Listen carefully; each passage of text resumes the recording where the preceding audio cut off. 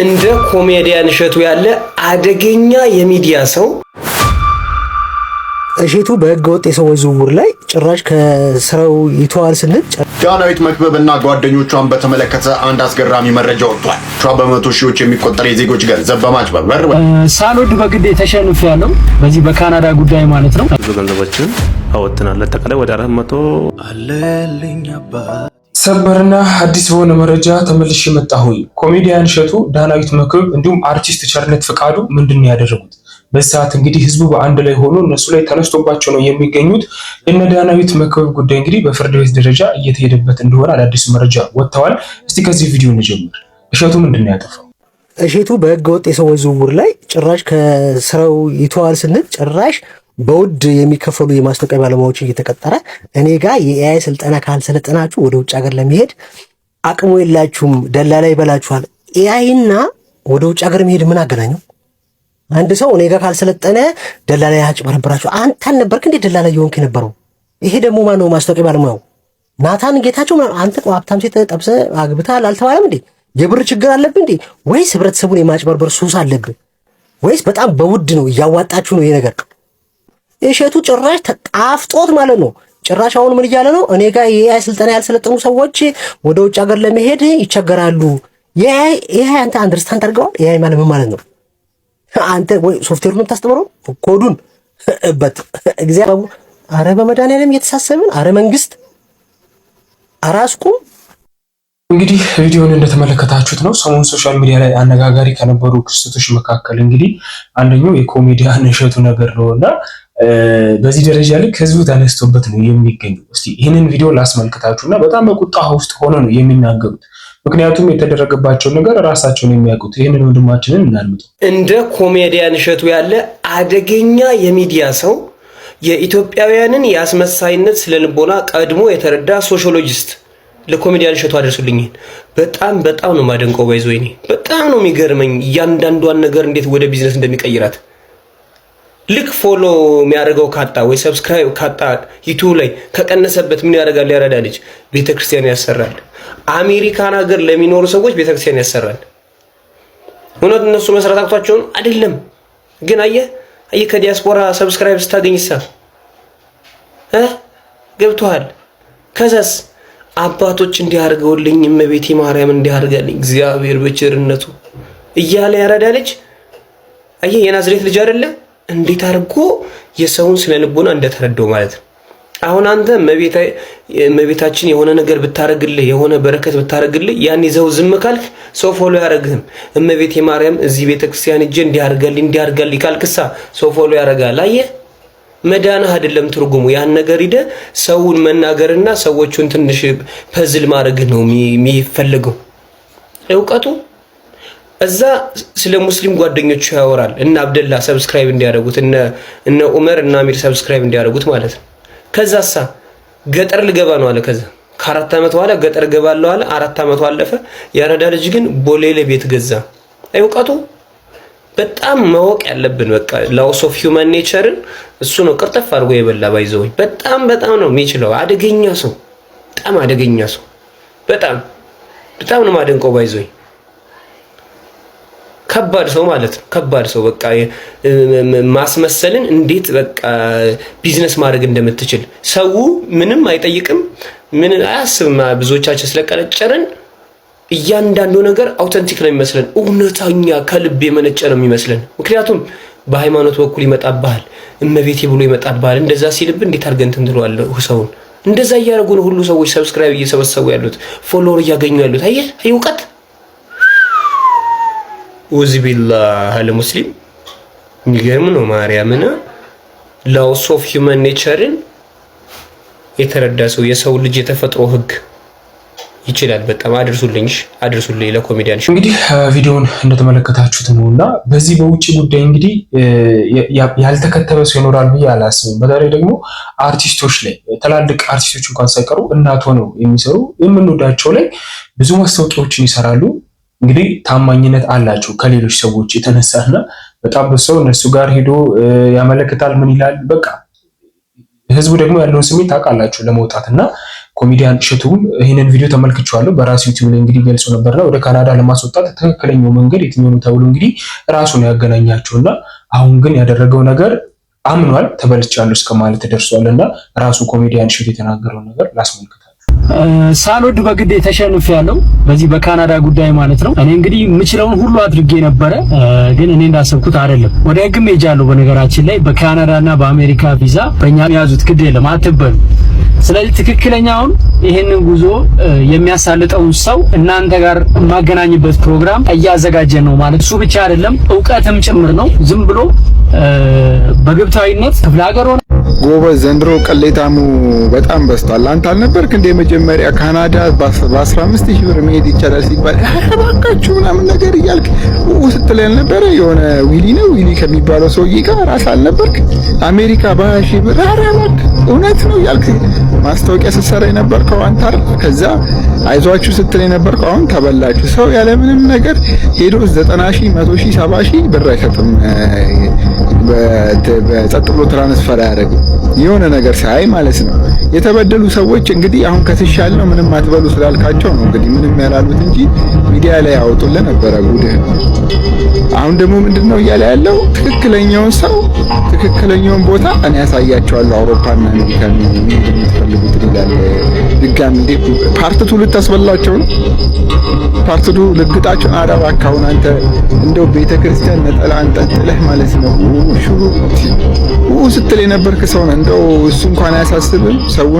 የሰውን የልብ ትርታ አይተህ ተረድተኸው እንዴት ሙልጭ እያደረክ ገንዘቡን ትዘርፋለህ? እስቲ በዚህ መረጃ ዙሪያ ሰዎች ዝም ብለው እንደማያወሩ ተመልክተናል። ምክንያቱም ኮሜዲያን እሸቱ ራሱ እየተናገረ ነው የሚገኘውና ብራችሁን ተበልታችሁ አትቀሩም የሚችለውን ነገር በህግም እስከሚሄድ ደርሳለሁ ብሏልና እሱ መኪና እየነዳ ኮምፎርታብል ሆኖ ነው ይህንን ነገር የሚናገረውና ምናልባት ደግሞ የተበሉት ሰዎች አስቡት በምን አይነት ሁኔታ ውስጥ እንዳሉ ተበድሮ መሬት ሽጦ ምን ከሰው በተለይ ደግሞ ወጣቱ ያለበትን ሁኔታ ታውቁታላችሁና እሸቱ እዚህ ጉዳይ ላይ ይህንን ምናልባት ይህን ቪዲዮ የምትመለከቱም ከሆነ ብዙዎችንም ተመልክተዋል ብዬ አስባለሁና ጊዜ ሰጥተህ መልስ ልትሰጥበት የሚገባ ትልቅ ጉዳይ ነው እንጂ መኪና እየተነዳ ምን በጣም ቀለል አድርገህ የሰራው ስለተመለከተ ነው ይሄንን የሚናገረውና እነሱ ግን በምን አይነት ሁኔታ ውስጥ ይሄንን ገንዘብ እንዳመጡት የሚታወቅ ነገር የለም። ስለዚህ ቁጭ ብለህ መልስ ብትሰጣቸው በጣም መልካም ነው ብዬ አስባለሁ። ዳናዊት መክበብን አስመልክቶ ምንድነው እየተወራ እነዚህን መረጃዎች ላስመልክቶ ዳናዊት መክበብና ጓደኞቿን በተመለከተ አንድ አስገራሚ መረጃ ወጥቷል። የፕሮግራም አስተዋዋቂ ዳናዊት መክበብና 4 የሥራ ባልደረቦቿ በመቶ ሺዎች የሚቆጠር የዜጎች ገንዘብ በማጭበርበር ወንጀል ተጠያቂ እንዲሆኑ የቀረበባቸው ክስ በፌዴራል መጀመሪያ ደረጃ ፍርድ ቤት ቦሌ ምድብ ችሎት መታየት ጀምሯል። ከአዲስ አበባ የሚሰራጨው ኢትዮፒካ ሊንክ ሬዲዮ ፕሮግራም እንደዘገበው ይህ ክስ በዳናዊት ዝናና በማስታወቂያዎቿ እውነተኛነት ላይ ከባድ ጥያቄዎችን ያስነሳ ሲሆን የፍትሐ ብሔር ክሱ በዋናነት ያተኮረው ወደ ውጭ ሀገር እናወጣቸዋለን በሚል ተስፋ ከዜጎች በተሰበሰበ ገንዘብ ላይም ነው ተብሏል። ይህ ክስ በዳናዊት ዝናና ማስታወቂያዎች እውነተኛነት ላይ ከባድ ጥያቄዎችን ያስነሳ ሲሆን የፍትሐ ብሔር ክሱ በዋናነት ያተኮረው ወደ ውጭ ሀገር እናወጣቸዋለን በሚል ተስፋ ከዜጎች በተሰበሰበ ገንዘብ ላይ ነው ተብሏል። እንደ ከሳሾች ዝርዝር መረጃ ኤቢኤል ኮንሰልታንሲ የተባለው ድርጅት ቤተልሔም ታደሰ፣ ገሊላ በለጠ፣ አቤል ተስፋይና ዳናዊት ወይንም ወላንሳ መክበብ ከእያንዳንዱ ተበዳይ 437,000 ብር ተቀብለዋል። ይሁን እንጂ ተከሳሾች ቃላቸውን ባለመጠበቃቸውና ገንዘቡንም ለመመለስ ፈቃደኛ ባለመሆናቸው በአጠቃላይ 13 ሰዎች በጋራ በመሆን የሕግ የበላይነት እንዲረጋገጥ ለፍርድ ቤት አቤቱታቸውን አቅርበዋል። ይህ ክስ ከዳናዊት ጋር በተያያዘ ትልቅ ትኩረት እንዲያገኝ ያደረገው ተበዳዮቹ ለድርጅት ገንዘባቸውን የሰጡት እሷ በሰራችው ማስታወቂያ ላይ ያላቸውን እምነት መሰረት በማድረግ መሆኑ ነው። የተደነገገው ማስታወቂያ አነጋጋሪ ወይንም ወኪሉ የመረጃውን ትክክለኛነት የማረጋገጥ ግዴታ አለበት የሚለውን ሕግ ዋቢ በማድረግ ዳናዊትም ሆነ ድርጅቱ ለደረሰው ጉዳት በአንድነትና በነጠላ ተጠያቂ መሆን እንዳለባቸው ያሳስባል። ጉዳዩን እየተመለከተ ያለው የቦሌ ምድብ 4ኛ ፍትሐ ብሔር ችሎት የቀረበለትን የክስ ሰነድ መርምሮ ውሳኔ ለመስጠት ለየካቲት 27 ቀን 2018 ዓ.ም ተለዋጭ ቀጠሮ ሰጥቷል። ይህ የፍርድ ቤት ውሳኔ ታዋቂ ግለሰቦች ለሚያስተዋውቋቸው ድርጅቶች ያላቸውን የሕግ ተጠያቂነት ወሰን የሚያሳይ በመሆኑ በብዙዎች ዘንድ በጉጉት የእሷ ጉዳይ እንደተመለከታችሁት በፍርድ ቤት ደረጃ እየሄደን የሚገኙትና ሀገር ውስጥም አይደለችም። እንደምታውቁት የራሷ የዩቲዩብ ሚዲያ ላይ ቪዲዮ ከለቀቀች በጣም ቆይታለች። ነገሩ ምን እንደሆነ ባላውቅም፣ ለማንኛውም እንግዲህ በእሷ በኩል ሄደው ገንዘባቸውን የተበሉት ማለት እንችላለን የተበሉት ሰዎች ብዙ ድብደባ እንደደረሰባቸው ጭምር ሲናገሩ ነበር። ዝም ብዬ አይደለም የማወራው። እኛ ግን የተሰቀለችዋን ማርያምን እንሰብካለን። እንዲው በአዛኝቷ እንዲው በቅድስት ድንግል ማርያም ይዣቸዋለሁ። ይሄን ቪዲዮ ከእናንተ የምፈልገው ይሄን ቪዲዮ ሙሉ እንድትመለከቱልኝና ሼር እንድታረጉልኝ ነው። አሁን የአብይ ጾም ነው፣ ክፉ ልናገራት አይደለም፣ ግን ኦርቶዶክሳዊ አስተምሮትን ላስተምራት ነው። በመጀመሪያ እኛ የምንሰብከውም የምንሰግድለትም የተሰቀለውን ኢየሱስ ክርስቶስን ነው። ቅድመ ዓለም የአብ ልጅ ከብርሃን የተወለደ ብርሃን፣ ከእውነተኛ አምላክ የተወለደውን እውነተኛ አምላክ፣ ከፀሐይ የተወለደውን ፀሐይ፣ ድህረ ዓለም ደግሞ የእናታችን የቅድስት ድንግል ማርያም ልጅ በመስቀል ላይ ስጋውን የቆረሰውን ደሙን ያፈሰሰውን በፍጹም ሰውነት በፍጹም አምላክነት በተዋህዶ ያለመቀላቀል ያለመለወጥ ያለመለየት አንድ የሆነ አምላክን ነው የምንሰብከውም የምናመልከውም። እናመልከው አብ ወልድ መንፈስ ቅዱስ አንድ አምላክ ነው። ኢየሱስ ክርስቶስ በተለየ አካሉ ዓለምን እንዳዳነ እናምናለን። እህቴ በደንብ አድርገሽ አዳምጪ። እኛ ማርያምን አናመልካትም፣ ማርያምም ተሰቀለች አላልንም። አንቺ ከአፍሽ የሚወጣውን ንግግር ልትቆጥቢው ይገባል። አየሽ አይደለ? ትክክለኛ ወንጌል ትክክለኛ መንፈስ ቅዱስ ሕይወትሽ ውስጥ ስለሌለ ያለሽ አማራጭ የሌላውን ቤተ እምነት መንካትና የሌላውን ቤተ እምነት ማዋረድ ነው ስራሽ። የመልክሽ ክፋት የአፍሽ ክፋት ብዙ ገንዘቦችን አወጥተናል። አጠቃላይ ወደ 437700 አወጥቻለሁ። እኔ አሁን ከክፍለ ሀገር የሚመላለሰው ከዛም በላይ ገንዘብ አወጥቻለሁ። መጨረሻ በዛ እንትን እያለን ያው ፕሮሰሱ በቃ አልቋል። አሁን ወደ ውጭ ሀገር ቲኬት ምናምን መቁረጥ አለበት ብላችሁ በቃ ቲኬትንም የቲኬት ገንዘብን አስገብተን አካውንት ላይ እስከዛ ቀን ተዘጋጀ ብላ ገንዘብንም የምንዘጋጀው ነገሮች ልብስ ሻንጣ ምንም አዘጋጅተን ቤተሰብ ሊሸኝ ራሱ እስከ አዲስ አበባ መጥተዋል።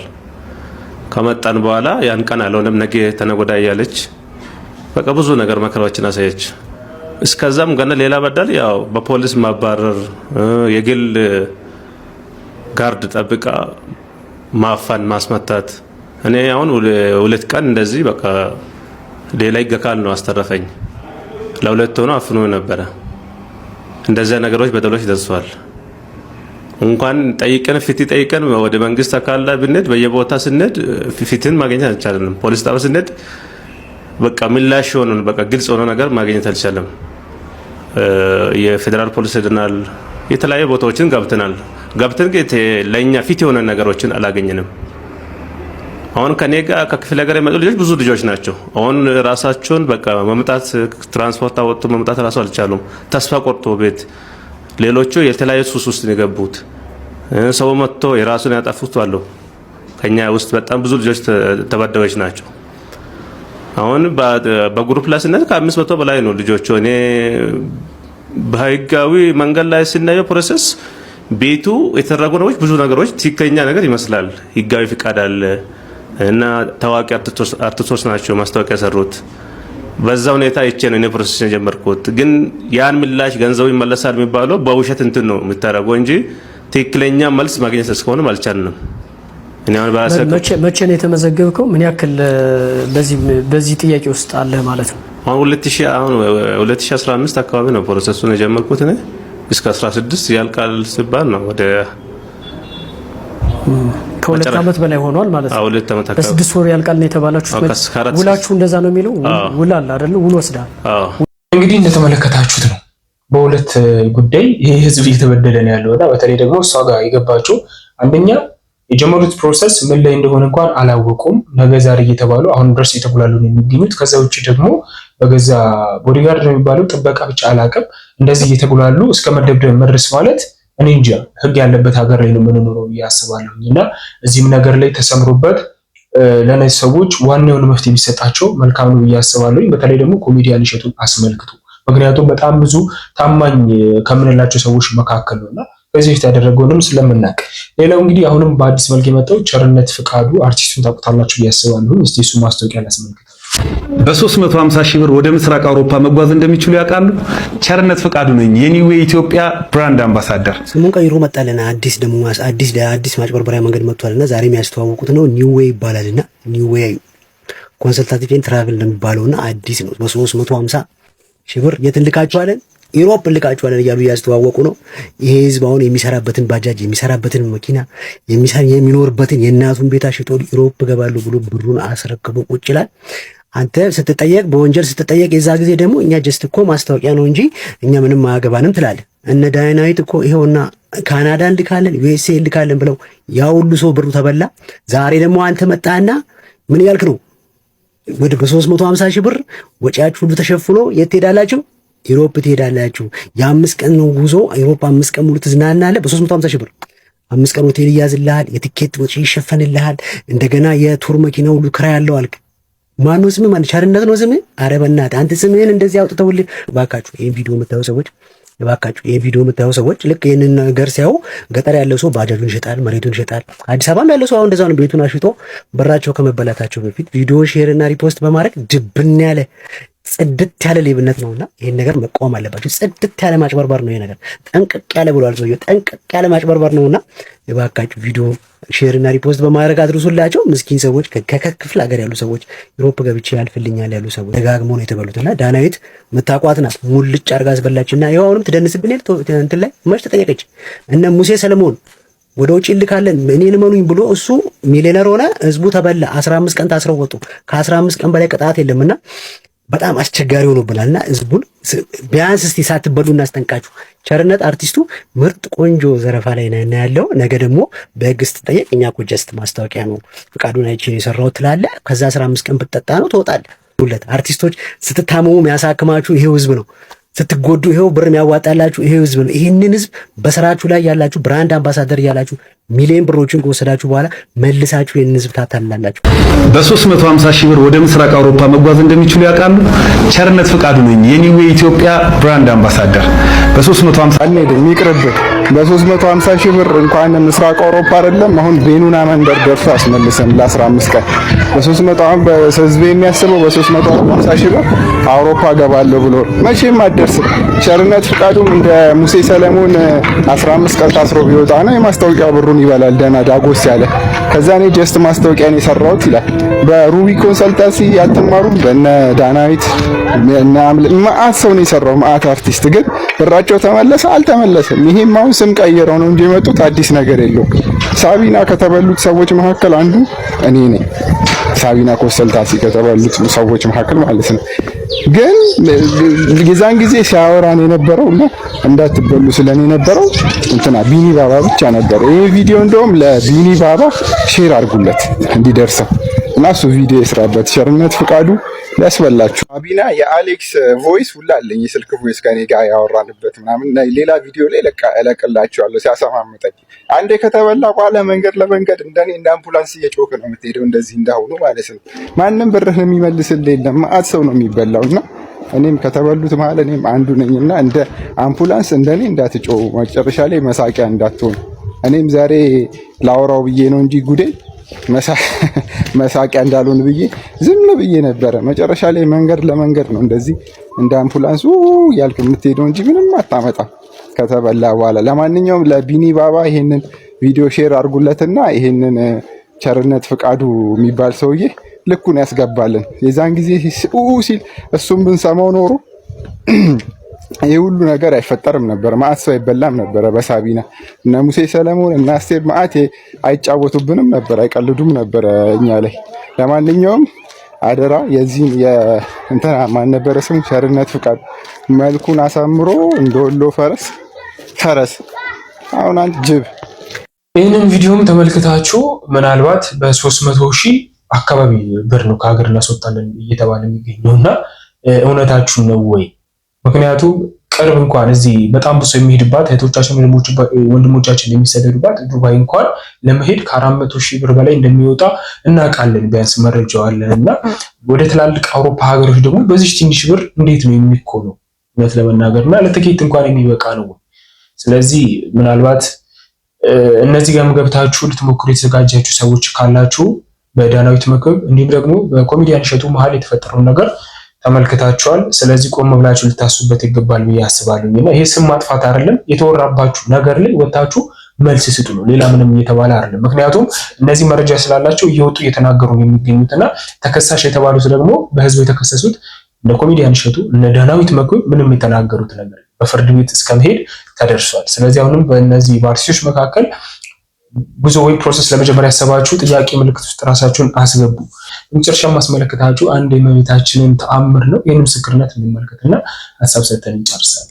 እና እኔ ኪዳነምህረት ከምልሽ በላይ ጠዋት ሄጄ እንደሰው ኪድዬ ዛሬ ጾም ነው የምታወሪኝ ካልኩ ተሻግሬ ወይ 200 ወይ 300 ሰርቼውላል። መጀመሪያ እነዚህ ልጆች መንታ ነበሩ። መንትዮቹ እችኛዋ መሄድ አትችልም፣ ጀርባ ትልቅ ብሎ ነበር። እችኛዋ ደግሞ ማውራት አትችልም። እሱ ደግሞ ጭንቅላቷ ወንድኗል ይታያል በግልጽ ማለት ነው። እና የመጀመሪያ ልጅ ነበር። የመጀመሪያ ልጅ መኪና አደጋ ነው የበላበት። ዶኒ ጸበል 3 ወር ተቀምጬ ድኜ መጣሁ። ድኜ ስወጣ ከኔ ቢጤዎች ተነጥዬ 1500 ቤት ተከራይቼ እዚህ ኪዳነምህረት እኖራለሁ። አሁን ልብስ አጥባለሁ፣ እንጀራ ጋግራለሁ፣ ልጆቼን ኪራይ እንደዛ መላው ኪዳነምህረት ህዝብ ከኔ ጋር ነው ያለው። እቺ ልጅ ሄዳለች፣ አሁን ትንተባተባለች፣ ማውራት ጀምራል። እቺኛውም አሁን ደህና ናቸው፣ እግዚአብሔር የተመሰገነ ይሁን። አምቱ ታሪኩ ስታሳይ መልሽ ይቅር በይኝ ብዬ አለቀስኩ። ለካ ብዬ ቀኑ ከኔ ጋር ነው ያለሽው። እኔ ሳላቅ አማረርኩኝ፣ ሳላቅ ነው ያማረርኩኝ። ይቅር በይኝ ብያታለሁ። መላው እዚህ ጋር ብታይ ትልልቆቹን ብትጠይቂ ከኔ በላይ የኔን ታሪክ ይነግሩሻል። በዚህ መልኩ 3 አመት ኖሬያለሁ። እነዚህ ልጆች ይቺ 3 አመት አይደለም አንድ ቀን የሰው ፊት ክብደቱን 1 ብር ለማግኘት የሰው ፊት ክብደቱን ለአንቺ አልነግርሽም፣ ለወላዲቷ ነው የምነግረው። ከቤት ስወጣ ራሱ በሷ ነው በቃ ተስፋ ኖር። ግን አብልታ መግባ እንዲህ በምታየው ሁኔታ ታኖረናለች። በቃ እኔ ከምናገረው ደግሞ ከኔ አንደበት በላይ ሌላ ተናጋሪ እውነት ነው የምልሽ። በቃ አይዞሽ ትላለች። ሁሉ ነገሬ ናት። በቃ በመጨረሻም ቪዲዮን እንደተመለከታችሁት ነው እና ለእሷ እንግዲህ የደረሰች ኪዳነምህረት ለሁላችንም ትደርስልን እንላለን። እዛ ላይ ያዘጋጁት መረጃ ይመስላል። ብዙ ነገር እንዳገኛችሁ ተስፋ አደርጋለሁ። ፕሮሰስን አስመልክቶ ለጀምሮ ያሰባችሁ ሁላችሁም ይህ መረጃ ከምን ጊዜ በላይ ይጠቅማችኋል ብዬ አስባለሁ። ቀጣይ በአዲስ ቪዲዮ ውስጥ ካገኛችሁ